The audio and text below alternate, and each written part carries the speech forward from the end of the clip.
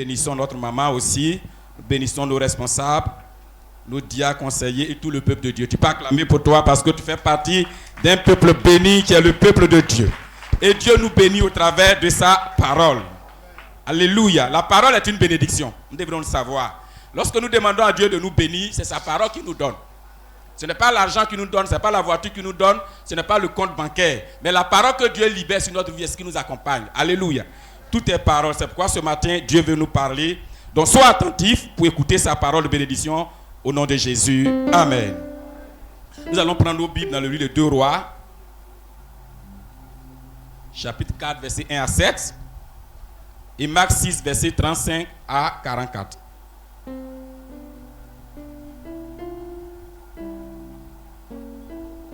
Deux Rois,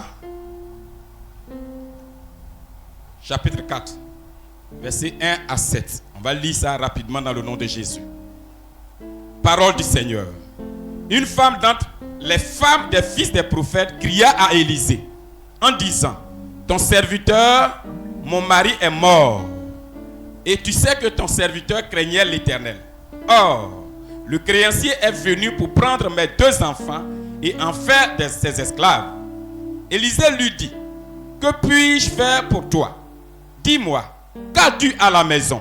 Elle répondit: ta servante n'a rien du tout à la maison qu'un vase d'huile. Et il dit: va demander au dehors des vaches chez tous tes voisins, des vases vides, et n'en demande pas un petit nombre. Quand tu seras rentré, tu fermeras la porte sur toi et sur tes enfants.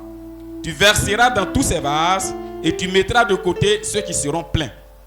Alors elle le quitta, elle ferma la porte sur elle et sur ses enfants. Il lui présentait les vases et elle versait. Lorsque les vases furent pleins, elle dit à son fils: présente-moi encore un vase. Mais il répondit: il n'y a plus de vase. Et l'huile s'arrêta. Elle alla le rapporter à l'homme de Dieu et il dit: va vendre l'huile et paye ta dette et tu vivras, toi et tes fils, de ce qui restera. Amen.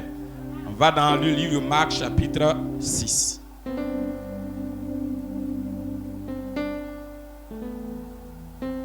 Marc chapitre 6, les versets 35 à 44.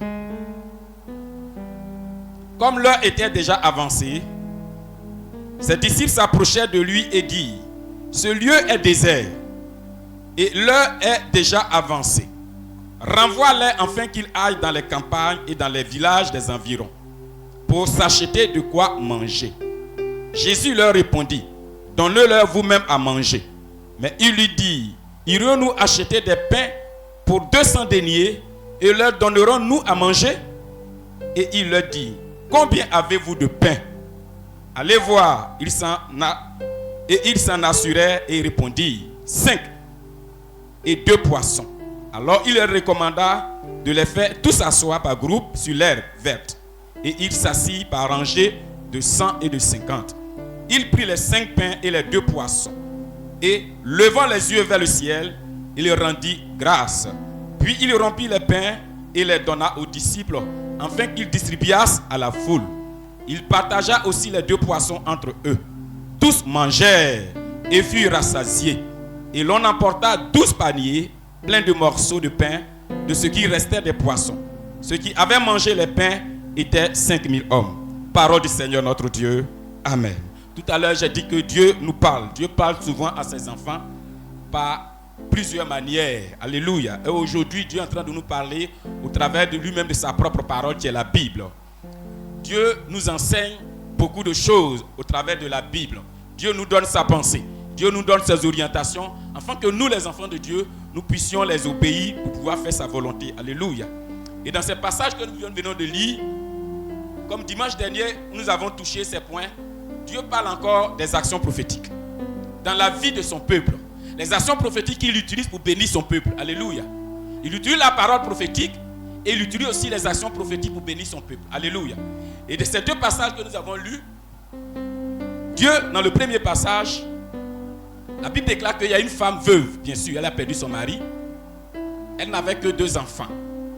Et du vivant de son mari, en tant que son mari était chrétien, son mari était serviteur de Dieu. Mais après la mort de son mari, des créanciers sont venus voir la dame pour dire, ton mari nous devait.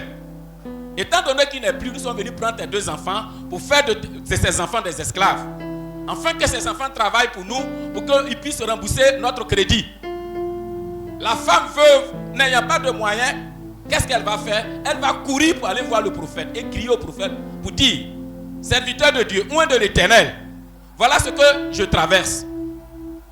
Mon mari est mort, mais le créancier est venu prendre mes enfants pour en faire des esclaves. Et l'homme de Dieu va lui dire, qu'est-ce que tu as à la maison? Qu'est-ce que tu as sur toi? Elle va dire, je n'ai qu'un vase d'huile. L'homme de Dieu va dire à la femme, va demander encore d'autres vases. Et rentre chez toi, ferme la porte. Et l'huile qui se trouve dans le vase que tu as, verse cette huile dans les autres vases. Jusqu'à ce que tous les vases soient remplis. C'est ce que la femme a fait. Et elle a eu beaucoup de vases d'huile. Elle retourne encore chez le prophète pour dire, j'ai rempli ces vases comme vous m'avez demandé. Et le prophète va lui donner cette instruction. Va, vends ces vases d'huile. Paye la dette. Et le reste, toi et tes enfants vivez de ça. Alléluia. C'est ce que le premier passage nous dit. Le second passage dit, Jésus étant avec ses disciples, pendant son ministère, toute la foule va venir à Jésus pour écouter la parole de bénédiction. Et à un certain moment, il faisait soir. L'heure était avancée. Les disciples de Jésus vont s'approcher à Jésus pour dire, l'heure étant avancée, nous te prions, nous te demandons de renvoyer la foule. Ça veut dire faire partir la foule dans les villages environnants. Pour aller chercher de quoi manger. Parce que nous-mêmes n'avons pas de la nourriture pour leur donner. Jésus va leur dire, vous-même donnez-leur à manger. Mais ils vont dire, nous n'avons rien. Jésus va dire, si ce que vous avez, dites-le moi. Ils vont dire, nous avons 5 pains et 2 poissons. Jésus va rendre grâce à Dieu, bénir ces pains et leur distribuer. Et la Bible dit, plus de 5000 personnes vont manger ce jour-là. Alléluia. Pour dire quoi? Dieu veut que toi et moi, en tant que les fils de Dieu, nous obéissons à sa parole. Tout à l'heure, l'homme de Dieu l'a dit. Dieu veut que nous obéissons à sa parole. Parce que dans sa parole, l'humain se trouve dans sa parole. Dans sa parole, l'humain veille sur sa parole pour l'accomplir. Donc quand Dieu dit une parole, quand Dieu déclare une parole et que nous obéissons, il y a toujours un résultat. Alléluia. Et ici, dans le premier passage, nous avons lu tout à l'heure, la femme ayant des soucis, la femme ayant des problèmes, elle va aller voir l'homme de Dieu.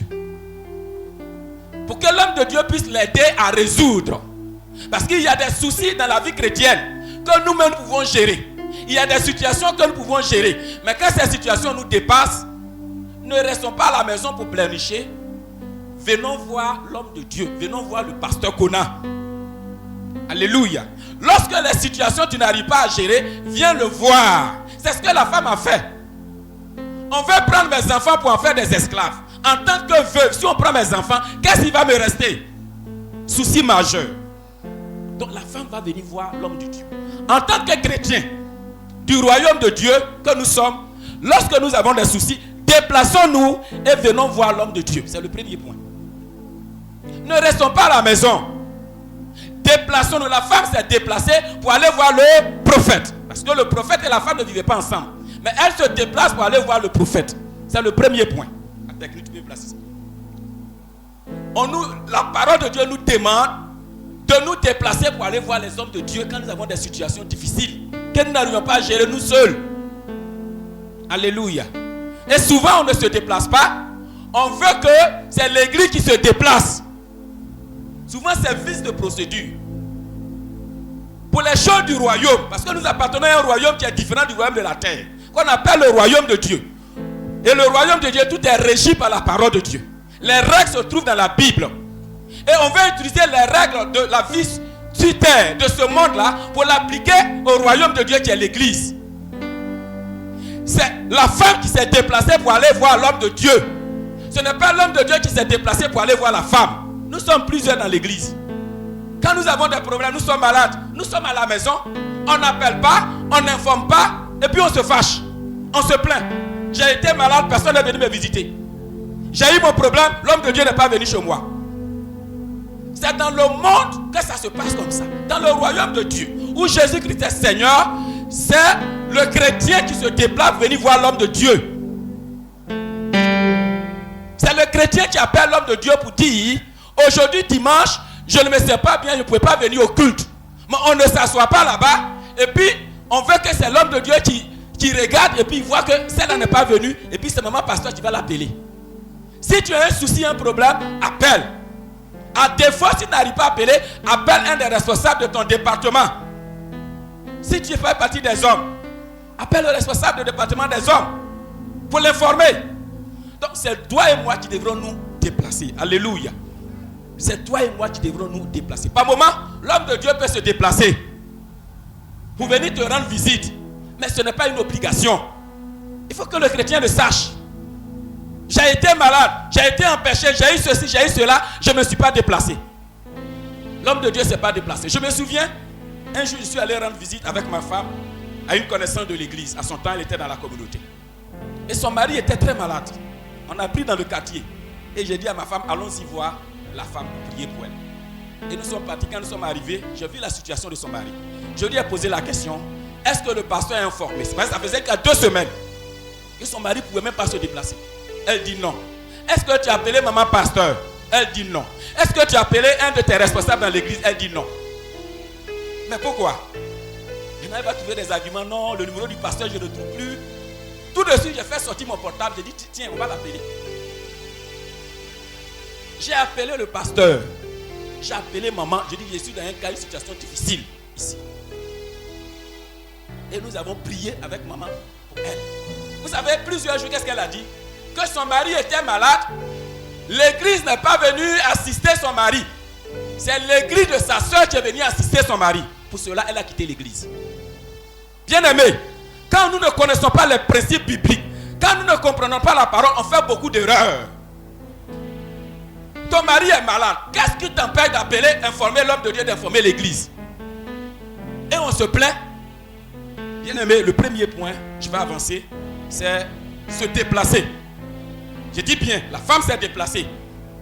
Les disciples se sont déplacés pour aller dire à Jésus, nous avons un problème. Pour nourrir la foule. C'est nous qui devrons nous déplacer. Donc attendons que l'homme de Dieu souvent ne se déplace pas. S'il ne se déplace pas, nous ne nous fâchons pas, nous-mêmes déplaçons-nous. Alléluia. Le second point, lorsque nous venons voir l'homme de Dieu, comme la femme l'a fait, posons le problème tel qu'il est. La femme a posé le problème clairement. La femme a posé le problème sans faux fuyant. Alléluia. Souvent quand nous venons voir l'homme de Dieu, on donne une partie du problème et puis l'autre on cache. Parce qu'on ne veut pas qu'il sache telle ou telle chose. Quand nous venons, expliquons réellement, normalement le problème à l'homme de Dieu. Il va nous écouter. Expliquons le problème à l'homme de Dieu. Alléluia. Et l'homme de Dieu va nous écouter. Lorsqu'il nous écoute, le deuxième point, il va nous donner des instructions. Ces instructions sont des instructions divines. Ces instructions sont des instructions bibliques. Parce que souvent quand nous venons le voir, nous-mêmes on a déjà arrêté quelque chose dans notre tête. Quand nous venons le voir, nous-mêmes on souhaiterait que ça soit comme ça. Mais selon la parole de Dieu, ce sont les instructions de l'homme de Dieu qu'il faut écouter. Regardez les disciples de Jésus. Ils avaient déjà leur plan A, leur plan B. Comme la foule est là, qu'il fait tard. Ce qu'on a comme plan, c'est de renvoyer la foule. Alléluia. Ce qu'on a comme plan, c'est d'aller payer des pains avec 200 deniers pour les nourrir. Mais ce n'est pas ce que Dieu, lui, il a prévu. Ce n'est pas ce que l'homme de Dieu a prévu. Ce n'est pas ce que Jésus a prévu. Quand nous venons, exposons le problème. Après avoir exposé le problème, écoutons attentivement les instructions que l'homme de Dieu va nous donner. Et ces instructions, toi et moi, nous devons les obéir. Nous devons les respecter scrupuleusement. C'est le second point. Donc, obéir et respecter les instructions de l'homme de Dieu. Alléluia. C'est pas ce que nous-mêmes nous voulons que l'homme de Dieu souvent va nous dire. C'est pas ce que nous avons arrêté d'avance que l'homme de Dieu va nous instruire. Mais il va nous instruire selon la parole de Dieu. Alléluia. Puisque c'est la parole de Dieu qui régit nous, notre royaume, en tant qu'enfants de Dieu. Le royaume de Dieu. Alléluia. Le troisième point pour avancer, l'homme de Dieu va donner des instructions à la femme pour lui dire: qu'est-ce que tu as à la maison? Alléluia. Dans les actions prophétiques, il faut que le chrétien sache que il a sa part de contribution. Alléluia. Quand tu viens voir l'homme de Dieu, il va te donner des instructions. Quand il te donne des instructions, toi tu n'as pas à exécuter dans les instructions qu'il va te donner. Il dit à la femme, qu'est-ce que tu as à la maison? Jésus s'appuie toujours sur ce que nous avons pour nous bénir. Alléluia. Quand tu viens voir l'homme de Dieu pour une action, pour que l'homme de Dieu intervienne dans ta vie, pour que la situation soit résolue, il faut que toi tu mettes dans ton esprit que tu dois participer, tu dois contribuer. Et on contribue avec quoi? On contribue avec ce qu'on a, même si c'est peu. La femme va dire, je n'ai qu'un vase, je n'ai qu'un seul vase d'huile. L'homme de Dieu déjà c'est bon. Avec ce seul vase d'huile, je vais faire le mystère de la multiplication. C'est comme ça se passe dans le spirituel. Si tu viens voir l'homme de Dieu et que tu refuses dans ton esprit, dans ta pensée, de participer, de contribuer, avec quoi Dieu va multiplier? Supposons que tu as 0. Pour ceux qui font un peu de mathématiques. Si le mystère de la multiplication doit s'opérer, si toi tu as 0, tu n'as rien, et qu'on doit multiplier par 1000, 0 multiplié par 1000, ça fait combien? Ça fait toujours 0. Donc il faut avoir au moins 1. Il faut avoir au moins 2. Il faut avoir au moins 3. Et Dieu va multiplier. Alléluia. La femme n'avait qu'un vase d'huile. Jésus même va poser la question à ses disciples dans le deuxième passage. Qu'est-ce que vous avez? Qu'est-ce que vous avez? Qu'est-ce que vous avez? Ils vont dire, on a 5 pains et 2 poissons. Envoyez les 5 pains et 2 poissons. Alléluia. Nous devrons participer, contribuer à l'action prophétique. Alléluia. Parce que ce que nous sémons, c'est ça que Dieu utilise pour multiplier. Ce que nous donnons, c'est cela que Dieu va s'appuyer dessus pour multiplier. Si dans l'action prophétique, l'homme te donne une instruction, selon ce que Dieu me donne, va et pose cette action, tu vas dire non, moi je n'en ai pas. Moi, je ne peux pas le faire. Allez, alléluia. Si tu n'en as pas, la parole de Dieu nous encourage à aller demander. Alléluia. Tu dis, moi, je n'en ai pas. La parole de Dieu nous demande d'aller demander. Le prophète a dit à la femme, va, vois tous les voisins et demande des vases vides. Lorsque nous n'avons pas, allons-y demander. Souvent, on demande pour des choses de la vie, pour ce monde, on demande. Mais pour Dieu, pour que Dieu nous bénisse, Dieu multiplie, on refuse de demander. Allons demander. Donc quand nous prenons le livre de Genèse chapitre 3, Dieu même a dit, Exode chapitre 3 du moins, quand vous allez sortir d'Égypte, je vais toucher le cœur de vos voisins. Allez-y demander de l'or, de l'argent, des vases d'or, des vases d'argent, des vêtements, des biens précieux. Je vais incliner leur cœur à votre faveur. C'est ce qu'ils ont fait. Avant de sortir de l'Égypte, ils sont allés demander de l'aide. Ils sont allés demander des biens à leurs voisins. Et leurs voisins se sont dépouillés pour leur donner. Si tu pries et que tu vas chez le voisin, si tu pries et que tu vas aller demander, Dieu va incliner le cœur du voisin. Le voisin va te donner pour que tu viennes faire ton action prophétique. Pourquoi? Parce que Dieu va multiplier, tu peux rembourser pour elle. Alléluia. Dieu va multiplier, tu peux redonner son argent. Dieu va multiplier, tu peux redonner son bien. Donc les actions prophétiques, toi et moi, nous devrons contribuer. Ce n'est pas l'homme de Dieu seul qui va le faire. L'homme de Dieu va s'appuyer toujours sur ce que nous avons. Si nous avons 2, il va s'appuyer dessus. Si nous avons 10, il va s'appuyer dessus pour libérer la parole prophétique afin que les choses s'accomplissent et se réalisent. Alléluia. Le 4e point, c'est de poursuivre et de continuer de poser les actions prophétiques. Quand nous devons nouvellement chrétiens, tout feu, tout flamme, on est engagé dans les actions prophétiques. Et ça donne des résultats. À un moment donné, des gens passent autour de nous pour nous décourager. Des gens passent autour de nous pour dire tu es en train de trop faire. Et puis on commence à baisser les bras.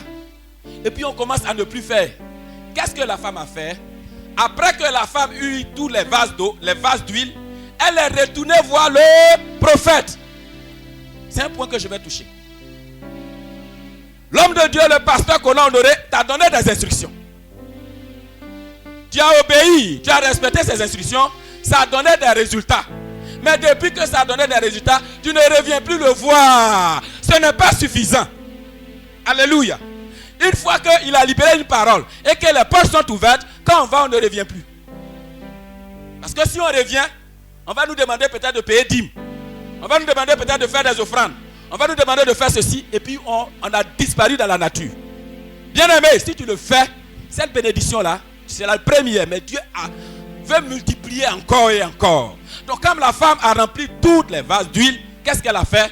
Elle s'est retournée vers le Dieu pour aller prendre encore des instructions, pour aller prendre encore des conseils, pour aller prendre encore des orientations. C'est ce que toi et moi devrons faire. Donc dans les actions prophétiques, nous devrons continuer pour venir toujours voir l'homme de Dieu. Alléluia. Les actions prophétiques doivent être pérennes. On doit les poursuivre, ne pas les arrêter. Alléluia. On doit les poursuivre et ne pas les arrêter. Plusieurs d'entre nous ont arrêté de faire les actions prophétiques. Alors que hier, c'est ce qui te permettait d'avancer. Hier, c'est ce qui te permettait d'être heureux. Hier, c'est ce qui te permettait d'être joyeux. Hier, c'est ce qui te permettait de travailler dans la maison du Seigneur. Mais depuis un moment, tu as tout arrêté. La parole de Dieu nous encourage de poursuivre les actions prophétiques. Dieu utilise les actions prophétiques, ça peut se passer instantanément. Ce que nous devons savoir, dès que l'homme de Dieu libère la parole, tu poses l'action, tu peux voir le résultat aujourd'hui. Mais Dieu, il est souverain. Dieu peut faire voir le résultat demain. Il peut te faire voir le résultat dans un mois, même dans un an, même dans 10 ans. Alléluia. Parce que les actions prophétiques, les résultats qui y accompagnent, sont non seulement pour nous-mêmes, mais pour nos enfants aussi. Alléluia. Donc tu as posé l'action prophétique, tu n'as pas vu le résultat demain. À cause de ça, tu es découragé. Ce matin, la parole de Dieu vient pour t'encourager. Alléluia. Nous qui avons l'habitude de poser les actions prophétiques, continuons. Que personne ne nous décourage. Que la situation difficile dans le pays ne nous fasse pas tourner le dos aux actions prophétiques. Au contraire, nous devrons aller poursuivre ces actions prophétiques, jour et nuit, afin que Dieu même nous bénisse dans le nom précieux de Jésus. Alléluia. Pour finir, nous allons prendre le livre de Malachie chapitre 3.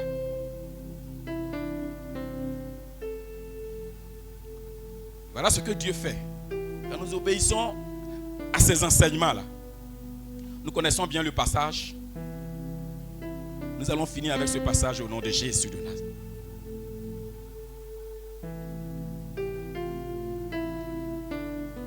Malachie chapitre 3.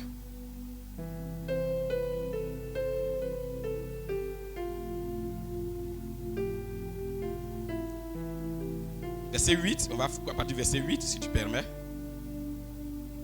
Un homme trompe-t-il Dieu? Une question est posée. Car vous me trompez, c'est Dieu qui parle. Dieu nous dit que nous le trompons dans les actions prophétiques. Est-ce qu'un homme peut me tromper, moi, Dieu? Et lui-même, il répond. Et vous dites en quoi nous t'avons trompé? Dans les dîmes et les offrandes. C'est Dieu qui parle. Il regarde droit dans les yeux de son peuple pour dire, vous me trompez. Pour cela, vous êtes frappés par la malédiction. La nation tout entière. Ce que je vous demande, apportez à la maison du trésor toutes les dîmes. Avant qu'on dise toutes les dîmes, en haut là-bas, ils ont dit dans les dîmes et les offrandes. En quelque sorte, dans les actions prophétiques. Afin qu'il y ait de la nourriture dans ma maison. Mettez-moi de la sorte à l'épreuve, dit l'Éternel des armées. Et vous verrez, si je n'ouvre pas pour vous les écluses des cieux, si je ne répands pas sur vous la bénédiction en abondance, pour vous, je menacerai celui qui dévore. Et il ne vous détruira pas les fruits de la terre. Et la vie ne sera pas stérile dans vos campagnes, dit l'Éternel des armées. Toutes les nations vous diront heureux, car vous serez un pays de délices, dit l'Éternel des armées. Si toi et moi, nous obéissons aux actions prophétiques, ça veut dire que, en le faisant, nous sommes en train de permettre à la maison de Dieu d'avoir de la nourriture. Ça a été bien dit ici. Quand nous faisons les actions, nous apportons nos offrandes, nous apportons nos biens à l'homme de Dieu, nous apportons nos biens à l'homme de Dieu, c'est à Dieu que nous apportons. Dieu dit quoi? Lorsque vous faites vos actions prophétiques, dans ma maison il y a de la nourriture. Ce n'est pas la maison de l'homme de Dieu. Ce n'est pas la maison des responsables, mais c'est la maison de Dieu. Donc quand nous apportons, quand nous faisons les actions prophétiques, c'est à Dieu que nous apportons. Plusieurs souvent disent, Mais vous apportez tout votre argent à l'église et puis le pasteur bouffe. Cette parole-là, répondez-leur pour dire, ce que j'apporte à l'église, ce n'est pas pour le pasteur, c'est pour Dieu.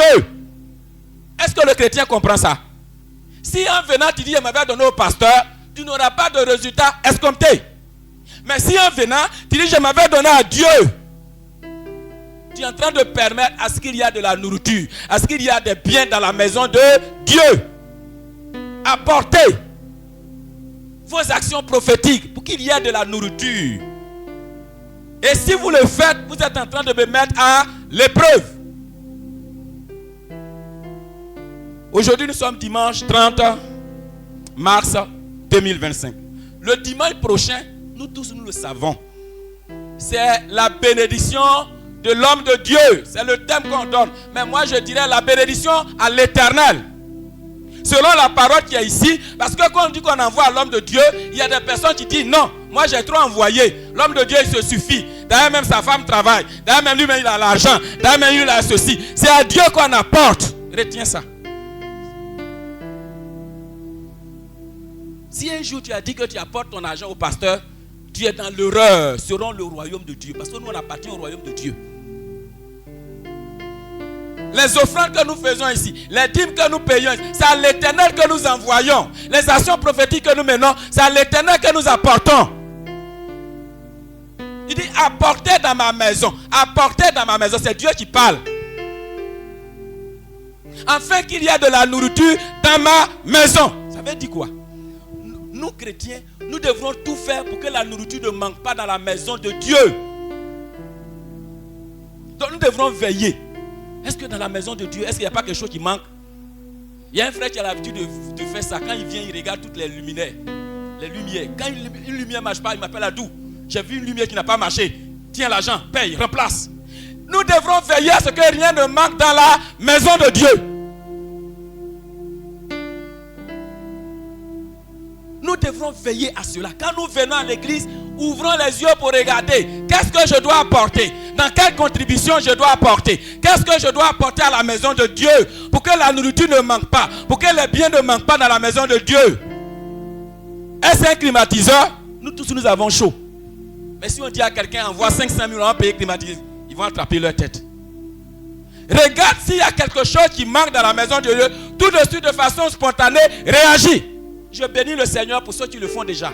Spontanément, on ne leur demande même pas, ils réagissent. Ils posent leur action prophétique, ils attendent le résultat et puis ils ont des résultats. Ça va faire la différence. Il doit avoir permanemment de la nourriture dans la maison de Dieu. Je suis allé payer mon sac de riz. Est-ce que dans la maison de l'homme de Dieu, il y a un sac de riz là-bas? Je suis allé payer mes bidons d'huile. Est-ce que chez lui, il y a bidon d'huile? Un jour, j'ai envie de lui demander, est-ce que nous les chrétiens, est-ce qu'on envoie des sacs de riz là-bas? Est-ce que les responsables, est-ce qu'on envoie des sacs de riz là-bas? Si on ne le fait pas, et que la nourriture manque, un grain de riz manque, on a des problèmes. On aura des soucis.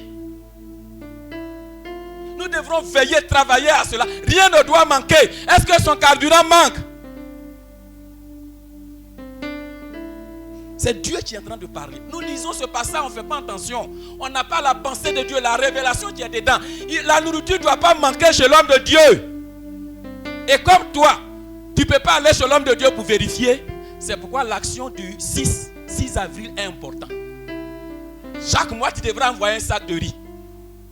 Comme tu n'as pas envoyé faire 12 mois, ton sac de riz devrait être combien? Un sac de riz multiplié par 12, ça fait combien? Dimanche prochain, je vais m'arrêter pour compter le sac de riz de chacun. Chacun 12 sacs de riz. Si je le dis, c'est parce que moi je fais. Il y a chez moi du riz et puis chez l'homme de Dieu, il n'y a pas riz. Dans la maison de Dieu, il n'y a pas riz. Et puis moi, je mange à gogo et je suis rassasié. Mais tu vas avoir constipation. Lui, il ne mange pas, toi, tu manges. Tu vas avoir diarrhée. Excusez-moi d'utiliser ces termes. Mais la parole de Dieu est prophétique. Il faut l'obéir, il faut la respecter. Tout à l'heure, il a dit, les choses de Dieu, on doit honorer. Nous faisons partie du royaume de Dieu. Il y a d'autres royaumes. Il y a le royaume de la terre. Il y a le royaume du monde où il s'est contrôlé par Satan. Nous, on fait partie du royaume de Dieu. Donc, les principes du royaume de Dieu, c'est ce que toi et moi devrons obéir, devrons faire. Veillons à ce qu'il n'y ait pas de la nourriture dans la maison de Dieu. Toi, tu as des bidons d'huile. Toi, tu as sac. Tout ça, il faut envoyer. Si tu n'as pas, tu as une semaine pour aller demander. Avant d'aller demander, tu peux dire à Dieu, prie pour moi, incline les cœurs des gens, tu vas aller demander. Parce que moi-même, je demande. Prie pour moi, je vais aller demander à mes voisins que leur cœur soit incliné. Écoutez bien. La voiture rouge est là. L'année où nous avons fait l'action prophétique pour offrir la voiture rouge à l'homme de Dieu, il y a un apôtre de renommée internationale, Joe Sterner. Ce jour-là, il passait et puis il a vu la foule. Il y a une de mes soeurs qui fréquente la communauté. Quand il a vu la voiture, il a dit, cette voiture sûrement, c'est à Dieu qu'on offre, c'est à l'homme de Dieu qu'on est en train d'offrir. Et que tous ceux qui vont faire ça vont avoir voiture.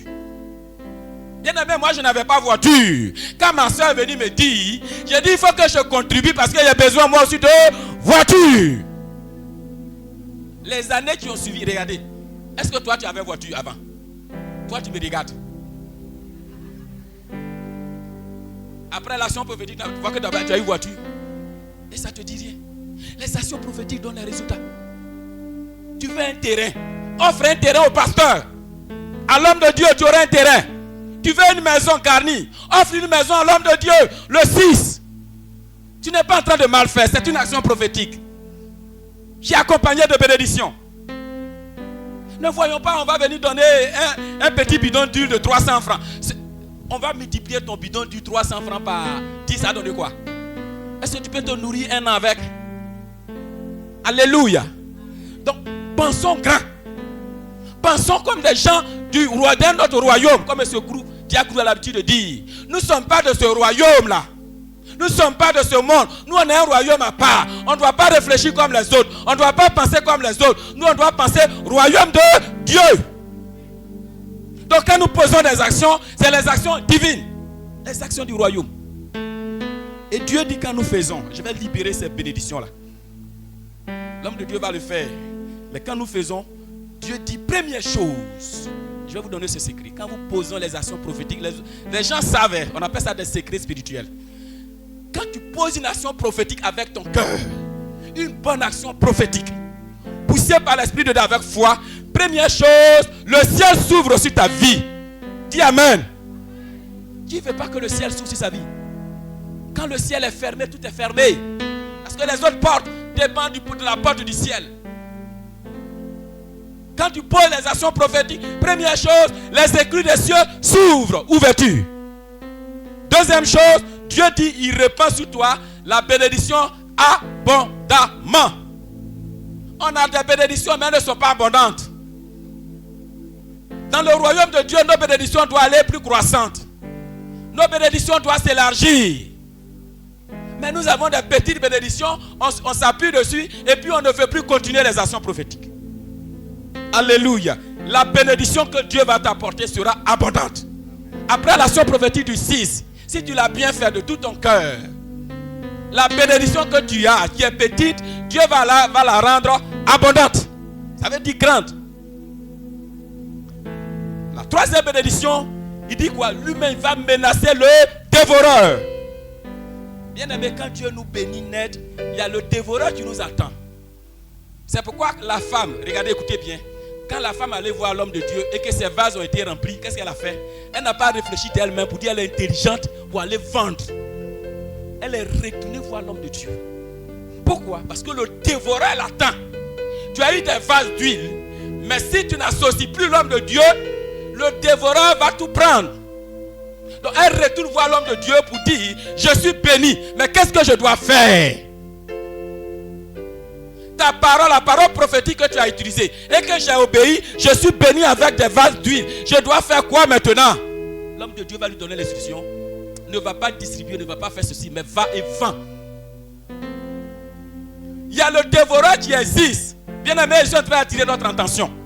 Si nous venons à l'église, nous demandons à l'homme de Dieu qui prie pour nous. C'est à l'église qui prie pour nous. Et que nous sommes bénis. Si nous ne revenons plus, il y a le dévoreur qui nous attend. Il va tout prendre. Et puis on va retourner à l'église en pleurant. Vide, les mains vides.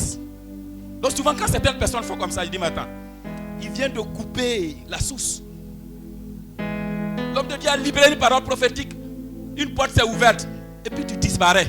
En disparaissant, tu viens de couper tout à l'heure ce ventilateur-là, en train de tourner, non. Si on coupe la source, il va continuer de tourner, mais les autres qui vont suivre, l'hélice va s'arrêter. Pourquoi? Parce que tu viens de couper la source. Et les dévoreurs vont tout prendre. Donc Dieu dit, toi tu poses les actions prophétiques, toi tu continues les actions prophétiques, le dévoreur ne peut pas détruire tes produits.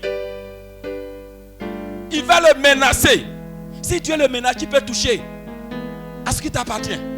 Tu peux toucher à tes biens. Qui peut prendre ton marché? Qui peut récupérer tes business? Personne, parce que Dieu veille dessus. Alléluia. Dieu dit quoi? Tout ce qui est stérile, il rend ça fertile. La fertilité. Le mystère de la fertilité, ça vient de là. La fertilité. Je vais aller vite. Il dit, toutes les nations reconnaîtront que tu es heureux. Toi-même, tu sais qu'à la maison, souvent, il y a certains qui sont heureux, mais ils cachent. Mais tellement tu es heureux, tu ne peux plus cacher. Pourquoi? Parce que tout va mieux chez toi, chez tes enfants, dans tes entreprises, dans tes affaires. Tout va. Les voisins me voient que tu es heureux. On ne peut plus cacher. Parce qu'il y a des gens qui sont humbles. Quand Dieu les a bénis, tu ne sauras même pas que Dieu les a bénis. Mais Dieu dit, parce que tu obéis à ma parole, tu obéis aux actions prophétiques, les nations environnantes sauront que tu es heureux. Et toi, tu seras à la fin un pays de délices. Tout est délicieux chez toi. Qui veut que tout soit délicieux chez lui? Acclame le Seigneur parce que maintenant même Dieu dit que ça va se passer au nom de Jésus de Nazareth. Alléluia. Bien aimé, je finis pour dire quoi? Le dimanche prochain, il y a le dimanche 6 avril 2025. Nous avons prévu cette date pour bénir l'Éternel. Excusez-moi les diacres et les soeurs, ça a changé le nom. Quand on dit bénédiction de l'homme de Dieu, c'est un peu pas trop ça. Revoyez le nom. Excusez-moi. Je ne peux pas dire ça à la chaîne, mais excusez-moi. Bénédiction de qui? De l'Éternel. Si tu sais que tu viens bénir l'Éternel, l'Éternel multiplie, est-ce que tu ne vas pas courir pour venir bénir?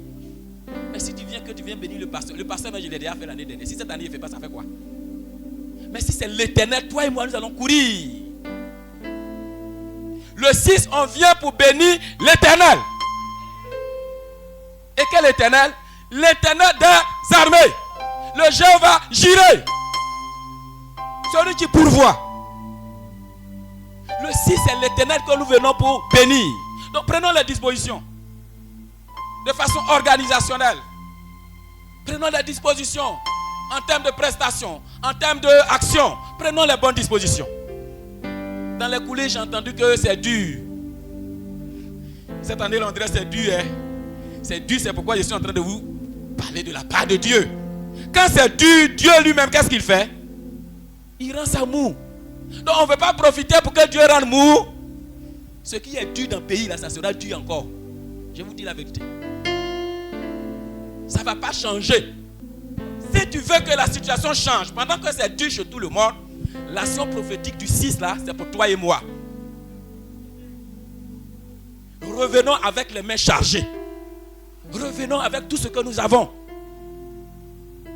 La femme qui a donné une piécette, et Jésus a dit qu'elle a donné de tout son nécessaire. Il faut te débrouiller. C'est ce que Dieu demande. Tes 10 000 qui sont là-bas, tes 50 000 qui sont là-bas, tes 2 millions qui sont dans son compte, va enlever ça pour venir. Pendant que je parle, l'Esprit de Dieu déjà voit ton compte bancaire là-bas.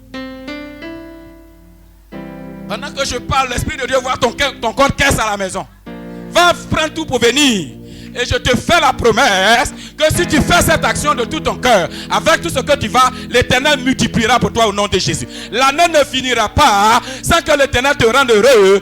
Lorsque tu fais cette action, Dieu ouvre les portes pour toi maintenant. Les portes du ciel sont ouvertes déjà sur la vie de ceux qui se sont disposés pour venir faire cette bonne action. Du 6. Alléluia. Que tout ce qui est stérilité soit fini. Et qu'on parle maintenant de fertilité dans ta vie. Tout ce que tes mains touchent produisent dans le nom puissant de Jésus. Père, nous te rendons grâce pour cette parole prophétique, pour cette parole de bénédiction que nous avons reçue. C'est au nom de Jésus que nous avons parlé. Amen, amen, amen. Mon Père, mon Père, mon Père. Char d'Israël et sa cavalerie.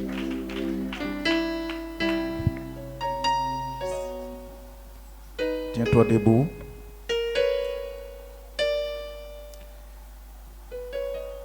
Je veux que les mains levées, tu demandes au Saint-Esprit de parler à ton âme, à ton cœur et à ton esprit, afin que tu sois un auditeur qui n'oublie pas. Commence à prier dans ce sens au nom de Jésus.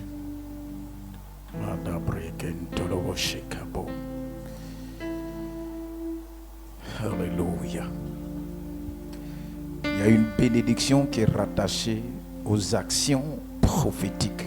Et comme son nom l'indique, c'est une action qui a, aux yeux des hommes, c'est physique, mais spirituellement, il y a une connotation qui lui est rattachée. Il y a une force surnaturelle qui lui est rattachée, qui déclenche dans le spirituel la faveur et la bénédiction de Dieu. Cette femme dont sa vie était menacée a obéi à la voix de l'homme de Dieu, et la Bible dit qu'il y a eu multiplication d'huile. Et l'huile dans la vie du peuple hébreu, c'est ce que les hommes utilisaient, les prophètes utilisaient pour marquer la différence, la distinction entre plusieurs personnes, ceux qui sont appelés à le servir, et Dieu les touche avec l'huile en utilisant la main des hommes. Quand je parle de la vie de Samuel, Dieu l'a utilisé en prenant la fiole d'huile pour toucher Monsieur Saül, et il a été transformé en une autre personne.